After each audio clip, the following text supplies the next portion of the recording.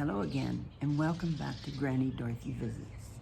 Today's topic is Spend Your Energy Wildly. And the first reading from Wayne Dyer's Everyday Wisdom. Our beliefs are the invisible ingredients in all our activities. And the next reading from Julia Cameron's Heart Steps. The quote at the top of the page is from Ernest Holmes. My physical body is a temple of the living spirit, which animates it, rebuilds it after the image of its own perfection, and keeps it in perfect health, harmony, and wholeness. And this is entitled, God is the great physician, and I am healed. I build my physical health upon a spiritual basis. As I turn my attention to the God force within me, my spiritual health improves, and as it does, it strengthens my physical vitality. All sense of strain and exhaustion, all sense of being overwhelmed or fatigued washes away as I remind myself that God is the source of my energy, the source of my power. God is the great creator. With God within me, I create radiant good health. I create beauty and serenity within my body. With God within me, I release all negative thoughts and conditions which weaken me physically and spiritually. As I increase my spiritual health, my physical health improves as well. Remembering that my body is a gift from God, I care for it with loving attention, and it responds with radiant health. And the last reading is from Gladys's book, Dr. Gladys McGarey, The Well-Lived Life. Energy as an Investment, it's called. Since the moment in my childhood when I first learned not to fight, I have spent each day of my life directing my energy toward what feels blissful and good. It's turned into a long life and a remarkably happy one. Happy enough, at least, that many people have asked me what I'm doing different from others. My answer is hard to put into words. It's taken me nearly 102 years to explain it. The reason it's hard to put into words is that at the heart of it, the answer is about energy. Life itself is energy.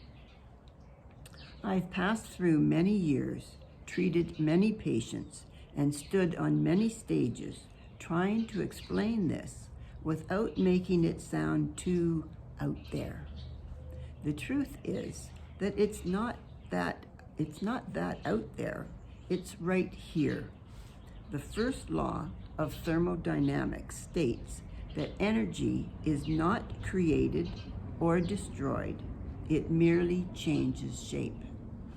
The world that we know is energy. It's all around us, it's in us. Just as a mushroom, a flower, a caterpillar, or an elephant is made of energy, so are we. Our life force is the directional aspect of that energy. It's how that energy moves through us. It's where it comes from and where it's going. Living well, therefore, is merely a game of learning how to steer our energy toward life. It requires us to direct our loving attention toward the pulse that ebbs and flows within us, finding the precise rhythm of how that energy moves and immersing ourselves in it. When we do so, life comes alive. It becomes a joyful interaction. We find our bliss day by day, moment by moment, in the flow of love. I'm living proof. To do this, we have to rethink everything we've been taught about what life is. Life is that which reaches for more life. We're therefore called to embrace the wild rhythm in our souls and seek out the reason we are here in each moment, finding what juices us again and again and offering our life force to that.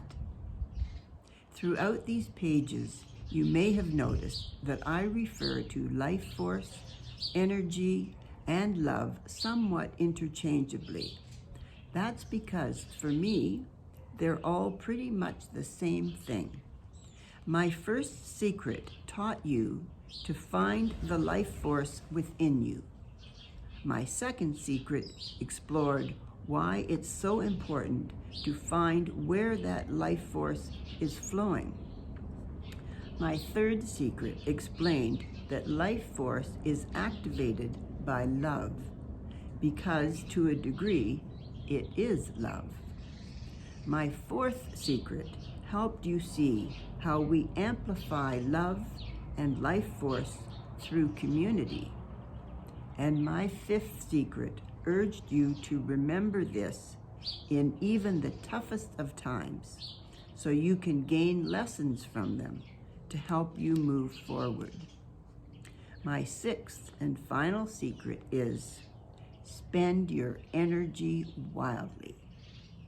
When we fully integrate the first 5 secrets, we are able to consciously invest our life force in that which gives it back to us, tapping into a continuous flow of positivity and light. To put it plainly, when we align our energy with life, we create a give and take, sharing relationship with the source. We no longer have to try to make our own energy, which is a losing battle anyway, because energy is not created or destroyed. Instead, we invest the energy we have in life. Then, when we're running low on what we need, we simply borrow it back. The reason I have saved this secret for last is that it's the trickiest to explain. It isn't something we understand as much as something we feel. It requires us to tap into our deepest knowing, the kind that bypasses the thinking mind and goes straight into our bodies and souls. I've carefully named this secret, spend your energy wildly, instead of spend your energy wisely. Because although wisdom is a beautiful thing to follow, far too many people associate this old adage with an overly cognitive type of wisdom. This secret isn't about that type of wisdom. It's about the wisdom of our wildness, the wisdom of our bodies, the wisdom of the cycles of the universe. By focusing on turning toward that which increases our energy, we naturally turn away from that which drains our energy without giving it too much of our attention. We live in an era in which our individualism is celebrated. Modern culture promotes self-importance and independence. We may wonder, who am I to be connected to something greater and more important than myself? Does that mean I'm not great or that I'm not important? This way of thinking encourages us to hoard our resources. We're told to conserve what we have, to dole it out neatly so we can be sure we'll have enough. Yet looking at the world this way creates a tightness and a holding in that resists the flow of life itself. I promise you that if you are reading this now, your heart is beating. Your blood is flowing. Your breath is continuing to move in and out. And that means you still have energy left to spend. When we get locked up in fear and stop using the energy we have, we block not only the life force moving from ourselves and into the world, but the life force that's meant to come back to us. Our fear of not having enough goes back generations.